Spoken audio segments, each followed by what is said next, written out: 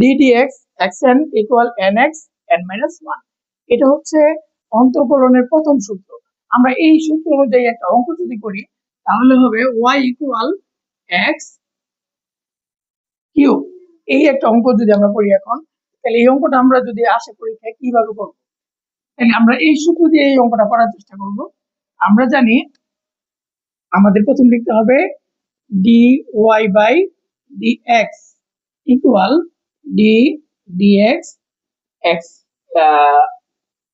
y। তার মানে x এর সাপেক্ষে ডিফারেন্সিয়েশন করব আমরা। উপরে এই যে y টা ছিল এটা এখানে নিয়ে আসছি আমরা, তাহলে এই y এর মানটা আমরা এখানে লিখে দেব। তাহলে হবে তাহলে d বাই dx y এর মান হচ্ছে x কিউব। তাহলে আমরা কি করতে পারি, আমরা জানি এই সূত্রের মধ্যে পাওয়ারটা এই যে x এর উপরে n আছে, এই n টা x এর আগে একবার আসবে, আবার n থেকে 1 মাইনাস হবে। তাহলে আমরা কি করব, এই পাওয়ারটা আগে আনবো, তারপরে x লিখবো, তারপরে 3 থেকে 1 বাদ, তাহলে 3x স্কয়ার। 3 থেকে 1 চলে গেলে 2 থাকে স্কয়ার। এটাই হচ্ছে